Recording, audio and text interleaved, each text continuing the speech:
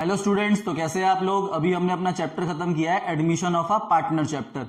काफी बड़ा और काफी लेंथी चैप्टर था वो, बहुत सारे क्वेश्चंस करे हमने, एमसीक्यूज भी करे हैं उसके। ठीक है, तो अब हम नया चैप्टर स्टार्ट कर रहे हैं अपना कंपैरेटिव स्टेटमेंट। ठीक है, ये analysis of financial statement, analysis of financial statement DK Goyal writer है इसका। इस बुक से शुरू कर रहे हैं हम, क्वेश्चन चैप्टर नंबर 3 कर रहे हैं कंपैरेटिव स्टेटमेंट। देखो चैप्टर के नाम के ऊपर क्या लिखा है, tools for financial analysis. Tools का मतलब होता है तरीके, क्या क्या साधन हम यूज करते हैं अपनी फाइनेंशियल स्टेटमेंट को एनालाइज करने के लिए। एनालिसिस का मतलब क्या होता है कि जैसे मान लो पिछले साल एसेट 1 लाख थी, इस साल एसेट 2 लाख होगी, फिर 3 लाख होगी, फिर 4 लाख होगी, तो हम एनालाइज कर रहे हैं कि हमारी एसेट कैसे इंक्रीज हो रही है, कैसे डिक्रीज हो रही है, तो उसे एनालिसिस बोलते हैं। तो अगर हमें अपनी फाइनेंशियल स्टेटमेंट एनालाइज करनी हो कि उसकी फाइनेंशियल पोजीशन क्या है, हमारी जो एसेट्स है वो सही है या लाइबिलिटीज जो है वो सही है, वो ज्यादा तो नहीं लिखी हुई, वो कम तो नहीं लिखी हुई, तो उसे एनालाइज करने के लिए हमें इस चैप्टर का यूज पड़ता है कंपैरेटिव स्टेटमेंट। इसके बाद भी एक और चैप्टर है कॉमन साइज स्टेटमेंट, तो उसे भी टूल्स फॉर फाइनेंशियल एनालिसिस बोलते हैं। मतलब अपने फाइनेंशियल स्टेटमेंट को एनालाइज करने के ये तरीके हैं कि कंपैरेटिव स्टेटमेंट से आप एनालाइज कर सकते हो, कैसे कर सकते हो वो भी हम सीखेंगे। ठीक है, कॉमन साइज से भी सीखेंगे कि भाई हम अपनी फाइनेंशियल स्टेटमेंट को कैसे एनालाइज कर सकते हैं। और एक हमने चैप्टर सबसे पहले किया था अकाउंटिंग रेशियोज, तो अकाउंटिंग रेशियोज चैप्टर भी जो है हमें एनालाइज करने के लिए यूज आता है कि हम अपनी फाइनेंशियल स्टेटमेंट को कैसे एनालाइज करें। ठीक है, अब कंपैरेटिव स्टेटमेंट का मतलब समझते हैं सबसे पहले कि भाई कंपैरेटिव स्टेटमेंट का मतलब क्या है। देखो भाई, कंपैरेटिव स्टेटमेंट के अंदर ना आपने बैलेंस शीट का ये फॉर्मेट बनाना है। ठीक है, ये बैलेंस शीट का फॉर्मेट है। अब सारे बच्चे बोलेंगे सर बैलेंस शीट का फॉर्मेट तो हमने पार्टनरशिप में ऐसे पढ़ा था। पार्टनरशिप में हमने बैलेंस शीट का फॉर्मेट कैसे पढ़ा था, अगर आपको याद है, या 11th में भी आपने बैलेंस शीट का फॉर्मेट जो पढ़ा था वो ऐसे पढ़ा था। एक तरफ लाइबिलिटी होती थी, लाइबिलिटी अमाउंट, एसेट अमाउंट, ये होता था बैलेंस शीट का फॉर्मेट। पर अब बैलेंस शीट का फॉर्मेट चेंज हो चुका है और वो सिर्फ कंपनीज के लिए चेंज हुआ है। जो हम पार्टनरशिप पढ़ के आ रहे थे, पार्टनरशिप या प्रोप्राइटरशिप जो आपने 11th में पढ़ा था, उसके लिए बैलेंस शीट का फॉर्मेट ऐसे है, लाइबिलिटी अमाउंट, एसेट अमाउंट, साथ साथ चलता है। ठीक है, पर कंपनीज के लिए बैलेंस शीट का फॉर्मेट चेंज हो चुका है। तो कंपनीज के लिए बैलेंस शीट का फॉर्मेट ऐसे आता है, मतलब लाइबिलिटीज ऊपर आएंगी, यहां पर आएंगी लाइबिलिटीज, फिर यहां पर इनका टोटल हो जाएगा, फिर नीचे आएंगी एसेट्स। ठीक है, यहां पे लाइबिलिटी का टोटल, नीचे एसेट का टोटल, तो ये मैच हो जाएगा। बस फॉर्मेट चेंज हुआ है, उससे ज्यादा भी बहुत सारी चीजें चेंज हुई है, पर वो आप हायर स्टडीज के अंदर पढ़ोगे कि और क्या क्या चीजें चेंज हुई है। आई बात समझ में। तो फिलहाल आप ये याद रखो कि balance sheet in proprietorship and partnership में फॉर्मेट कैसा था, लाइबिलिटी अमाउंट, एसेट अमाउंट। पर कंपनीज के लिए बैलेंस शीट का फॉर्मेट जो है वो चेंज हो चुका है, ऊपर लाइबिलिटीज आती है और नीचे एसेट्स आती है, और साथ ही कुछ हेडिंग्स भी चेंज हुई है। ठीक है भाई, अब कंपैरेटिव, हमारे चैप्टर का नाम क्या है, कंपैरेटिव स्टेटमेंट। अब कंपैरेटिव का मतलब क्या है, कंपेयर करना। देखो कंपेयर कभी भी एक चीज में नहीं हो सकता। कंपेयर करने के लिए हमें मिनिमम 2 चीजें गिवन होनी चाहिए, 2 साल की चीजें गिवन होनी चाहिए, तभी हम कंपेयर कर सकते हैं कि हम बढ़ रहे हैं या कम हो रहे हैं। भाई अब मान लो आपके पास पिछले साल का डाटा भी होगा और इस साल का डाटा भी होगा, इसलिए देखो बैलेंस शीट के फॉर्मेट में मैंने प्रीवियस ईयर लिखा है 31 मार्च 18 और करंट ईयर लिखा है 31 मार्च 19। तो इसीलिए 2 साल, एटलीस्ट 2 इयर्स का डाटा तो हमें गिवन होगा ही कंपैरेटिव स्टेटमेंट के लिए। कंपेयर करने के लिए हमारे पास कम से कम 2 साल का डाटा होना चाहिए, तभी हम उसे कंपेयर कर सकते हैं। आई बात समझ में, वरना कंपैरिजन बहुत ज्यादा मुश्किल है, क्योंकि कंपैरिजन तभी हो सकता है जब हमारे पास मिनिमम कितने साल का। ठीक है, तो कंपैरिजन करने के लिए आपके पास मिनिमम कितने साल का डाटा होगा, 2 इयर्स का डाटा होगा। ठीक है भाई, अब देखो ध्यान से कंपैरिजन कैसे करेंगे। जैसे मान लो पिछले साल आपको लाइबिलिटी दे रखी है 2 लाख, ये 2 लाख की लाइबिलिटी है, और करंट ईयर में लाइबिलिटी होगी 3 लाख। ठीक है भाई, पिछले साल कितनी थी 2 लाख, इस साल कितनी होगी 3 लाख। तो देखो यहां पे क्या लिखा है, हेडिंग एब्सोल्यूट चेंज, मतलब बी माइनस ए, याद रखना बी माइनस ए माइनस बी मत कर देना, मतलब current year minus previous year होगा, क्योंकि करंट ईयर में से आप प्रीवियस ईयर माइनस करोगे तभी आपको पता चल पाएगा कि आपने फायदा कमाया या लॉस कमाया। आई बात समझ में? देखो अभी मैं दिखा दूंगा आपको कि वो नेगेटिव या पॉजिटिव आ जाएगा अगर हम current year minus previous year नहीं करते। अब पिछले साल 2 लाख है, इस साल कितना हो गया 3 लाख, तो यहां लिखा है बी माइनस ए, तो 3 लाख माइनस 2 लाख हुआ, 3 लाख माइनस 2 लाख तो कितना आ गया 1 लाख आ गया। तो इससे पता चला है कि हमारी लाइबिलिटी जो है वो 1 लाख से इंक्रीज हुई है और हो भी रही है। पिछले साल कितनी थी 2 लाख, इस साल कितनी है 1 लाख, तो इसलिए प्लस का 1 लाख आया। पर अगर आप 2 लाख माइनस 3 लाख कर दोगे तो ये माइनस का 1 लाख आएगा, और माइनस का मतलब डिक्रीज होता है, पर एक्चुअल में तो लाइबिलिटी क्या हो रही है, इंक्रीज हो रही है। इसीलिए आपने कंपैरेटिव के अंदर जब भी 2 साल का डाटा होगा तो तीसरे कॉलम के अंदर बी माइनस ए होगा, मतलब current year minus previous year होगा। आई बात समझ में? और उसके बाद परसेंटेज चेंज है लास्ट कॉलम, तो परसेंटेज चेंज के अंदर ये जो हमने फिगर निकाली, इस फिगर को सी बोल दो। क्या बोल दो? सी। तो सी कैसे, ये डी है, अब हमें डी निकालना है, तो सी कैसे निकलेगा, सी डिवाइड बाय ए इंटू 100, ये वर्किंग नोट है, सी अपॉन ए इंटू 100 से हमारी वाली फिगर आ जाएगी। मतलब 1 लाख को आप डिवाइड करोगे base year previous year into 100, तो 1 lakh divide by 2 lakh into 100 करोगे तो ये 50% आ जाएगा। ठीक है, तो परसेंटेज चेंज के अंदर हमने क्या करना है, ये जो हमने यहां पे डिफरेंस निकाला इसको बेस ईयर मतलब प्रीवियस ईयर से डिवाइड करके इंटू 100 करके परसेंटेज निकाल लेनी है। बस ये करना है हमें इस चैप्टर के अंदर। ये वाला चैप्टर और जो अगला चैप्टर है कॉमन साइज स्टेटमेंट चैप्टर, ये दोनों चैप्टर बिल्कुल सेम है और ये 4 मार्क्स का आता है। कितने मार्क्स का आता है फाइनल एग्जाम में? 4 मार्क्स का चैप्टर है ये, और बहुत ही इजी चैप्टर है, 3 या 4 दिन का है सिर्फ। ठीक है भाई, तो अब हम समझते हैं थ्योरी से वही कंपैरेटिव स्टेटमेंट का मतलब क्या होता है। तो कंपैरेटिव स्टेटमेंट में लिखा है, in order to estimate the future progress of a firm या फिर कंपनी, अगर हमें अपनी कंपनी की फ्यूचर प्रोग्रेस के बारे में एस्टिमेशन लेना है या फिर जानकारी लेनी है, it is necessary to look into its past performance. तो उसके लिए हमें उसके पास्ट परफॉर्मेंस में जाना पड़ता है कि भाई पिछले साल तक हम कैसा परफॉर्म कर रहे थे, तो उसके अकॉर्डिंगली तो हम अपनी फ्यूचर की परफॉर्मेंस चेक कर पाएंगे ना। ठीक है, to look into its past performance, for this purpose it becomes essential to make comparative study of its financial statement for 2 और मोर ईयर्स। तो कम से कम कितने, 2 साल या 2 से ज्यादा साल का डाटा हमें गिवन होगा या हमारे पास होगा, तभी हम कंपैरिजन कर सकते हैं, वरना हम कंपैरिजन नहीं कर सकते। When financial statement of 2 or more years of the same firm are presented and compared, it is known as inter-period comparison or intra-firm comparison। ठीक है, अगर हम अपनी फर्म को ही जैसे मेरी कंपनी है, अब ये मेरा करंट ईयर का डाटा है, ये मेरा प्रीवियस ईयर का डाटा है, अगर मैं इन दोनों को कंपेयर कर रहा हूं तो इसको क्या बोलते हैं, इंट्रा फर्म, मतलब अपनी फर्म के अंदर ही कंपैरिजन कर रहा हूं मैं, इंट्रा फर्म कंपैरिजन और इंटर पीरियड कंपैरिजन। अब जरूरी नहीं है कंपैरिजन मैं सिर्फ अपने प्रीवियस डाटा के साथ ही कर सकता हूं। मान लो मैं दूसरी कंपनी के साथ कर रहा हूं, अब मेरे पास अपना डाटा है, दूसरी कंपनी के पास दूसरी कंपनी का डाटा है, उसका डाटा होगा ना। अगर मैं उन दोनों को कंपेयर करूंगा तो उसे इंटर फर्म कंपैरिजन बोलते हैं। क्या बोलते हैं? Inter, INTER, inter firm comparison, मतलब 2 कंपनियों के बीच में या 2 फर्म के डाटा के बीच में कंपैरिजन करना।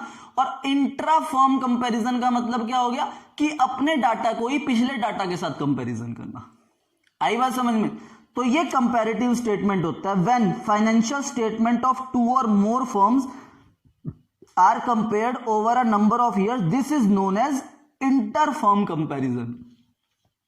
तो उसको क्या बोलते हैं हम? इंटर फर्म कंपैरिजन बोलते हैं। ठीक है भाई, तो समझ आ गया आपको इंटर फर्म कंपैरिजन। ठीक है, अब देखो आपकी उस पे शो हो रहा होगा डिस्प्ले पे कि भाई tools of financial statement analysis क्या है। कि हम फाइनेंशियल स्टेटमेंट एनालिसिस के लिए कौन कौन से तरीके यूज कर सकते हैं। तो सबसे पहला लिखा है कंपैरेटिव स्टेटमेंट, दूसरा लिखा है common size statement. Common size क्या होता है ये अभी हम अगले चैप्टर के अंदर सीखेंगे, कॉमन साइज स्टेटमेंट से कैसे एनालाइज करते हैं, ठीक है। ट्रेंड एनालिसिस ये भी एक होता है, ये सिर्फ आपने नाम याद रखना है। 11th के अंदर, 12th के अंदर आप ट्रेंड एनालिसिस कंपैरिजन करना नहीं सीखोगे, या आगे फ्यूचर में कभी सीखोगे आप, ठीक है। अकाउंटिंग रेशियोज ये सीखेंगे हम। कैश फ्लो स्टेटमेंट ये भी एक चैप्टर है। Fund flow statement, fund flow statement आप बीकॉम के अंदर सीखोगे, ठीक है। बीकॉम के अंदर चैप्टर है फंड फ्लो स्टेटमेंट, ठीक है। और फिर एक break even point analysis. Break even point आप लोगों को पता होगा क्या होता है। ब्रेक इवन पॉइंट जहां पे डिमांड और प्राइस जो है एक दूसरे को कट कर लेते हैं, इकोनॉमिक्स में आपने पढ़ा होगा, ठीक है। तो उसे ब्रेक इवन पॉइंट होता है। तो ऐसी अकाउंट्स के अंदर भी ब्रेक इवन एनालिसिस होता है। तो ये भी आप कहां पे सीखोगे, हायर स्टडीज के अंदर सीखोगे। तो 12th के अंदर आपने सिर्फ 3 चैप्टर सीखने हैं, comparative statement, common size statement, accounting ratios और कैश फ्लो स्टेटमेंट। ये 4 चैप्टर आपने सीखने हैं अकाउंट्स के अंदर, ठीक है। टूल्स ऑफ फाइनेंशियल एनालिसिस, पर टोटल टूल्स जो है वो टोटल टूल्स 7 है, और 4 हम 12th के अंदर सीखेंगे, बाकी 3 आप लोग हायर स्टडीज के अंदर सीखोगे। बीकॉम, एमबीए, या फिर बीबीए करोगे, या फिर सीए करोगे, या फिर सीएस करोगे, या फिर सीडब्ल्यूए करोगे। तो जो भी अच्छे कोर्सेज है कॉमर्स के अंदर, उनके अंदर आप ये बाकी के 3 एनालिसिस सीखोगे, ठीक है स्टूडेंट्स। तो अब हम अपना शुरू करते हैं चैप्टर कंपैरेटिव स्टेटमेंट, ठीक है भाई। तो सबसे पहला टॉपिक आपकी बैलेंस शीट में शो हो रहा होगा। सबसे पहली चीज जो हम सीख रहे हैं वो सीख रहे हैं comparative balance sheet. Comparative balance sheet, अब देखो लिखा है ना ऊपर इक्विटी एंड लाइबिलिटी, पर्टिकुलर के नीचे आपको equity and liability main heading दिख रही होगी। अब देखो भाई, आपने जो पार्टनरशिप पढ़ी है या फिर 11th के अंदर जो बैलेंस शीट पढ़ी है, उस बैलेंस शीट में सिर्फ लाइबिलिटी होता था, यहां पे इक्विटी एंड लाइबिलिटी है। क्योंकि कंपनी जो होती है ना, कंपनी को ज्यादा अच्छा डाटा दिखाना पड़ता है, क्योंकि कंपनी जो है वो वर्ल्ड वाइड चलती है। पार्टनरशिप फर्म या फिर एक प्रोप्राइटर, वो तो एक लोकल एरिया में काम करेगा या सिंगल कंट्री के अंदर काम करेगा। पर जो बड़ी बड़ी कंपनी जैसे रिलायंस लिमिटेड हो गया, हिंदुस्तान यूनिलीवर लिमिटेड हो गया, तो ये सारी बड़ी बड़ी कंपनीज है, इनको क्या करना पड़ता है, वर्ल्ड वाइड इनके शेयर होल्डर्स बैठे हुए हैं, तो सब इनका डाटा देखते हैं। तो ये जो हम बैलेंस शीट का फॉर्मेट पढ़ रहे हैं ना, कंपैरेटिव बैलेंस शीट का फॉर्मेट, ये फॉर्मेट किसके अंदर आता है, शेड्यूल 3 के अंदर आता है। याद रखना, कंपनीज का बैलेंस शीट का फॉर्मेट कौन से शेड्यूल के अंदर आता है, शेड्यूल 3 ऑफ कंपनीज एक्ट 2013। याद रखना, शेड्यूल 3 ऑफ कंपनीज एक्ट 2013। तो कंपनीज एक्ट ने 2013 में ये अमेंड हुआ था, उसके अंदर शेड्यूल 3 के अंदर हमें ये बैलेंस शीट का फॉर्मेट दिया था। और वर्ल्ड वाइड, ये नहीं कि सिर्फ इंडिया के अंदर ये फॉर्मेट चल रहा है, वर्ल्ड वाइड ये फॉर्मेट चल रहा है। कंपनीज सारी बैलेंस, जितनी भी कंपनीज है पूरे वर्ल्ड के अंदर, वो सारी कंपनीज इसी फॉर्मेट के अंदर जो है अपनी बैलेंस शीट बनाती है। वहां पे कोई और कंपनीज एक्ट होगा, यहां पे इंडिया के कंपनीज एक्ट के अकॉर्डिंगली ये फॉर्मेट है, वहां पे भी जो है मिलता जुलता ही फॉर्मेट, मतलब 99 या 100% थोड़ा सा डिफरेंस हो सकता है उनके अकॉर्डिंगली और हमारे अकॉर्डिंगली। वैसे वर्ल्ड वाइड जो है यही फॉर्मेट चलता है हमारा कंपनीज एक्ट की बैलेंस शीट के लिए। और आगे हम statement of profit and loss account का बैलेंस शीट भी, वो फॉर्मेट भी देखेंगे। तो ये फॉर्मेट ना आपको याद करना है, क्योंकि अगर एग्जाम में क्वेश्चन आएगा तो पहले आपको इस फॉर्मेट को प्रॉपर इसी सिनेरियो में या इसी ऑर्डर में जो है लिखना पड़ेगा, ठीक है। तो सबसे पर्टिकुलर लिखा है, देखो सबसे पहला कॉलम क्या है, पर्टिकुलर, उसके बाद है नोट नंबर, फिर प्रीवियस ईयर 31 मार्च 18, करंट ईयर 31 मार्च 19, फिर एब्सोल्यूट चेंज और फिर परसेंटेज चेंज, ठीक है। तो एब्सोल्यूट चेंज और परसेंटेज चेंज जो है वो आएगा। बहुत ध्यान से इसकी थ्योरी जो मैं आपको पढ़ा रहा हूं, ये जो बातें आपको बोल रहा हूं वीडियो के अंदर, बहुत ध्यान से समझना, क्योंकि इनसे एमसीक्यूज बन सकते हैं आपके, ठीक है भाई।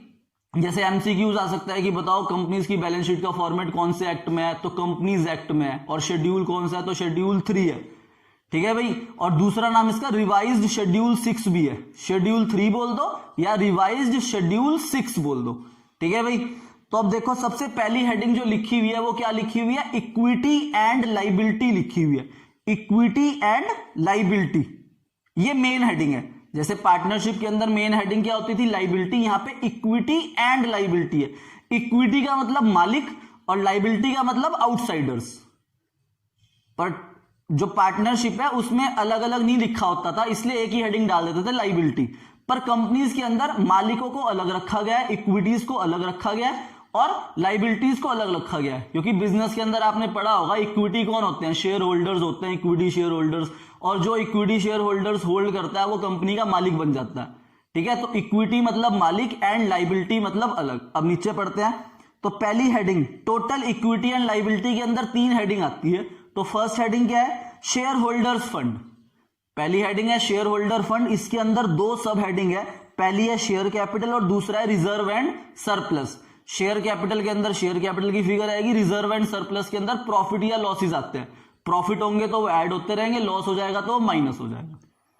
ठीक है, जैसे मान लो आपके पास 1 लाख का रिजर्व है, ठीक है, और 20,000 का लॉस है, तो आप रिजर्व एंड सरप्लस में नेट 80,000 रुपीज लिखोगे।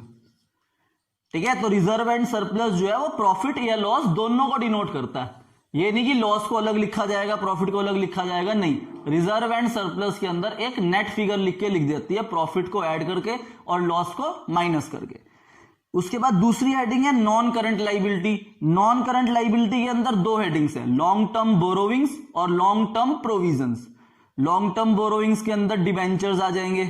ठीक है, हमें ये नाम नहीं याद रखने क्योंकि हमें तो सीधा फिगर गिवन होगी। तो लॉन्ग टर्म बोरोइंग के अंदर डिबेंचर्स वगैरह आ जाएंगे और लॉन्ग टर्म प्रोविजंस के अंदर वो प्रोविजन आ जाएंगे जो प्रोविजंस मोर देन 12 मंथ के लिए बनाए गए हैं।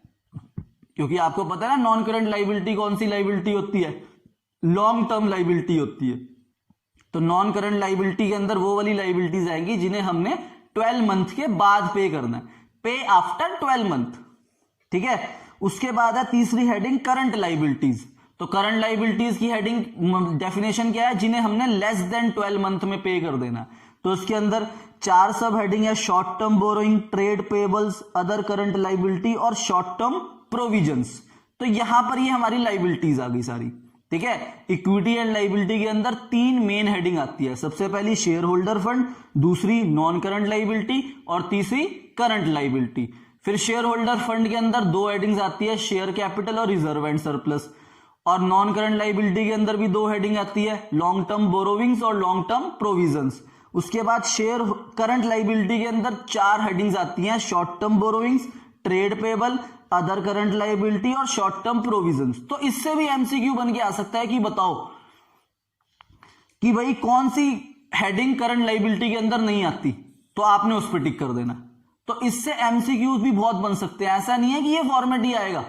एमसीक्यूज भी तो बन के आ सकता है कि बताओ कौन सी 2 हेडिंग्स आती है नॉन करंट लाइबिलिटी के अंदर, तो short term long term borrowings और लॉन्ग टर्म प्रोविजंस। ठीक है, तो ये हेडिंग्स आपने प्रॉपर इसी उसमें याद रखनी है ऑर्डर के अंदर। ठीक है, सबसे पहले ऊपर हेडिंग आएगी इक्विटी एंड लाइबिलिटी, फिर उसके अंदर शेयर होल्डर फंड, उसके 2 नाम, फिर नॉन करंट लाइबिलिटी, उसके 2 नाम, फिर करंट लाइबिलिटी, फिर उसके 4 नाम, फिर नीचे टोटल हो जाएगा। ठीक है, अब एसेट्स पे आ गए। एसेट्स के अंदर 2 हेडिंग्स है, पहली है नॉन करंट एसेट और दूसरी है करंट एसेट। तो नॉन करंट एसेट के अंदर पहली है फिक्स्ड एसेट। फिक्स्ड एसेट को 2 पार्ट्स में डिवाइड करा गया है, टेंजिबल एसेट और इनटेंजिबल एसेट। टेंजिबल कौन सी होती है, जिसे हम टच कर सकते हैं, जिसे हम देख सकते हैं, उन्हें टेंजिबल एसेट्स बोलते हैं। और इनटेंजिबल एसेट जिसे हम टच नहीं कर सकते, सील नहीं कर सकते, उन्हें इनटेंजिबल बोलते हैं, जैसे goodwill, patents, trademark, copyright, know how, ये सब क्या होते हैं, इनटेंजिबल एसेट्स होती है। उसके बाद नॉन करंट इन्वेस्टमेंट आ जाएगी और long term loans and advances. अब बच्चा बोलेगा सर लोन्स तो लाइबिलिटी होती है, यहां पे कैसे आ गया? देखो यहां पर क्या लिखा है, long term loans and advances. Loans and advances word साथ आएगा हमेशा। तो ये वो लोन है जो हमने लोगों को दे रखे हैं। जैसे बैंक है, बैंक का काम क्या है, लोन देना, तो उसको तो वापिस मिलेगा ना लोन, तो उसकी तो क्या है, एसेट है। तो क्या लिखा है, long term loans and advances क्या होती है हमारी, एसेट होती है, क्योंकि ये वो लोन्स है जो हमने लोगों को दे रखे हैं और लोग हमें वापस करेंगे। और बोरोइंग्स जो होती है वो होती है जो हमने लोन ले रखा है, हमने वापस करना है फ्यूचर में। एसेट का मतलब क्या होता है, जो हमें मिलेगा। तो अगर हम किसी को लोन देंगे तो हमें वापस मिलेगा फ्यूचर में, तो वो एसेट हो गई। और लाइबिलिटी का मतलब क्या होता है कि जो हमने लोगों के चुकाने हैं, वापस पे करने हैं, विच वी हैव टू पे इन फ्यूचर, तो वो क्या होती है, लाइबिलिटी होती है। ठीक है, तो हमेशा लोन्स एंड एडवांसेस वर्ड साथ आएगा, तभी आप समझ जाना कि ये एसेट की बात कर रहा है।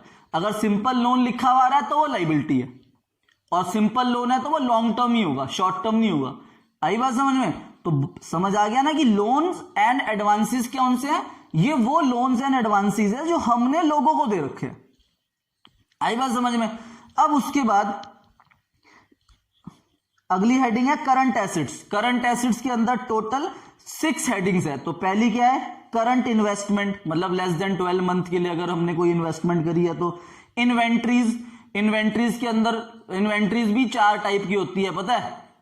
अच्छा, एक बात बताओ, 2 चीजें होती है, एक होता है स्टॉक और एक होता है इन्वेंट्री। अगर आपसे पूछे कि सर स्टॉक और इन्वेंट्री में क्या डिफरेंस है, तो स्टॉक और इन्वेंट्री में ना बहुत ही स्लाइटली सा डिफरेंस होता है, पता भी नहीं होगा आप लोगों को, क्योंकि 11th में आप लोगों ने ढंग से पढ़ा ही नहीं थ्योरी को। स्टॉक एंड इन्वेंट्री के बीच में पता है क्या डिफरेंस होता है? स्टॉक पता है क्या होता है? स्टॉक वो होता है जो हमने खरीदा और सीधा बेच देंगे, मतलब हम उस पर कोई वर्क नहीं कर रहे। जैसे मेरी जो है परचून की दुकान है, तो मैंने आटा खरीदा और आटे को आगे बेच दिया, तो वो जो आटा मेरे पास पड़ा हुआ है वो स्टॉक है। पर इन्वेंट्रीज पता क्या होती है? इन्वेंट्रीज वो चीज होती है अगर मैंने कोई चीज खरीदी और पहले मैं उस पर वर्क करूंगा, उसे और अच्छा बनाऊंगा, फिर उसे बेचूंगा, तो अगर वो मेरे पास सामान पड़ा है तो उसे इन्वेंट्री बोलते हैं। मतलब स्टॉक क्या है? परचेज फॉर रीसेल पर्पस, हमने परचेज करा रीसेल पर्पस के लिए, तो उसका अगर सामान हमारे पास बचा हुआ है तो उसे स्टॉक बोलते हैं, क्लोजिंग या ओपनिंग। पर इन्वेंट्री क्या होती है? अगर हमने कोई चीज खरीदी पर उस पे पहले हम वर्क करेंगे, उसे मैन्युफैक्चर करेंगे। जैसे मेरी बिस्कुट की फैक्ट्री है, तो मैंने आटा खरीदा, चीनी खरीदी, ऑयल खरीदा, ये सब खरीदा, इनको मिक्स करके मैंने बिस्कुट बनाया, फिर बेचा, तो वो जो आटा, चीनी, ऑयल, ये सब मेरे पास पड़ा हुआ है, ये इन्वेंट्रीज है। तो इन्वेंट्रीज होती है सिर्फ मैन्युफैक्चरिंग कंसर्न के लिए, और जो ट्रेडिंग कंसर्न होते हैं जिन्हें सिर्फ खरीदना है और बेचना है, उनके पास स्टॉक पड़ा होता है। और इन्वेंट्रीज को 4 पार्ट्स में बांटा गया है, inventories of raw material, inventories of work in progress. Raw material मतलब बिल्कुल रॉ मटेरियल पड़ा हुआ है, वर्क इन प्रोग्रेस मतलब आधा बन चुका है, आधा बनना है अभी, ठीक है। और वर्क इन प्रोग्रेस के बाद आता है फिनिश गुड्स, ठीक है। फिनिश गुड मतलब जो सामान बिल्कुल बन के तैयार पड़ा है। और फिर एक होता है inventory of stock in trade, जो दुकानों पे पड़ा है बिकने के लिए, ठीक है। स्टॉक आ गया ना वर्ड। तो ये 4 टाइप की होती है, inventories of raw material, inventories of work in progress, inventories of finish goods और inventory of stock in trade, ठीक है भाई। उसके बाद ट्रेड रिसीवेबल, आपको पता ही है ट्रेड रिसीवेबल कौन होता है, डेटर्स और बिल रिसीवेबल होते हैं। Cash and cash equivalent, cash या कैश के बराबर की चीज, तो कैश एंड कैश इक्विवेलेंट जो है, इसके अंदर क्या किया जाता है, आपका चेक आ जाएगा, चेक इन हैंड पड़ा है अगर आपके पास, तो वो भी किसके अंदर आएगा, कैश एंड कैश इक्विवेलेंट के। कैश पड़ा है तो वो भी कैश के अंदर आ जाएगा। उसके अलावा बैंक ड्राफ्ट पड़ा है तो वो भी आ जाएगा, ठीक है। बैंक में बैलेंस पड़ा हुआ है, बैंक में पैसे पड़े हैं तो वो भी आ जाएगा, ठीक है। तो कैश एंड कैश इक्विवेलेंट मतलब जो कैश या कैश के बराबर की चीज है उसे कैश एंड कैश इक्विवेलेंट बोलते हैं। अगली वीडियो के अंदर मैं आपको कैश एंड कैश इक्विवेलेंट के अंदर कितने कितने कौन कौन चीजें आती है वो बता दूंगा, फिलहाल इसका भी कोई यूज नहीं है, ठीक है। फिर short term loans and advances और अदर करंट एसेट्स, तो ये 6 हेडिंग्स आती है करंट एसेट के अंदर। तो ऐसे ही आपने इस हेडिंग को याद रखना है। ये जो फॉर्मेट आपको दिखाई दे रहा है डिस्प्ले पे, इसे अपनी कॉपी में साथ साथ नोट कर लेना। और अगर किसी के पास बुक है, ऑब्वियसली सबने खरीद ही ली होगी, अगर नहीं खरीदी तो 1-2 दिन में खरीद लेना। अगर बुक है तो पेज नंबर 3.6 के अंदर ये फॉर्मेट बना हुआ है, और उससे पहले पेजेस में कुछ थ्योरी लिखी हुई है, 3-4 चीजों की इंपॉर्टेंस लिखे हुए हैं कंपैरेटिव स्टेटमेंट के, डिसएडवांटेजेस लिखे हुए हैं कंपैरेटिव स्टेटमेंट के, तो उन्हें जरूर रीड कर लेना, ठीक है भाई। अब आपके डिस्प्ले पे ना कुछ नाम मैं शो करूंगा, और वो ना हमने अभी बैलेंस शीट के अंदर नहीं पढ़े। बैलेंस शीट का ये जो फॉर्मेट है ना, ये पूरा नहीं है, ये सिर्फ 12th क्लास के लेवल तक का। इसके अलावा भी बैलेंस शीट के अंदर बहुत सारी चीजें आती हैं, पर वो आपके सिलेबस से हटाई गई हैं, इसीलिए वो आपके बुक के सबसे पहले पेज में लिखी हुई है।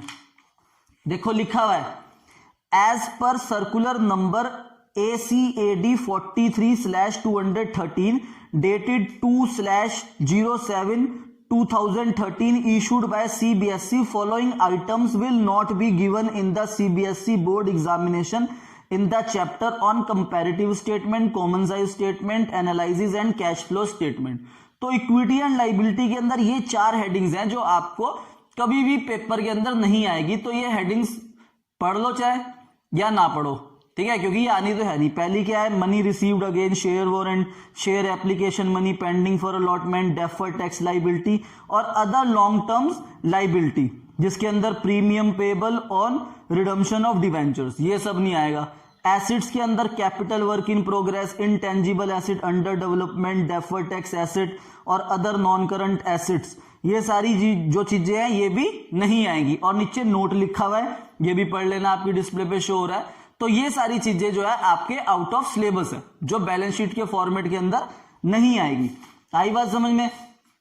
तो ये था हमारा इंट्रोडक्शन चैप्टर का, कि भाई हमने कंपैरेटिव स्टेटमेंट पढ़ लिया और इसके अंदर हमने क्या क्या करना है वो भी हमने पढ़ लिया। अब अगली वीडियो के अंदर इसके आज के पार्ट बी के अंदर मैं आपको एक कंपैरेटिव फाइनेंशियल स्टेटमेंट का एक क्वेश्चन करा के दिखाऊंगा, ठीक है भाई। तो करते हैं क्वेश्चन नंबर 2 अपने पार्ट बी के अंदर। तो मिलते हैं पार्ट बी में आज के, ठीक है स्टूडेंट्स, बाय बाय।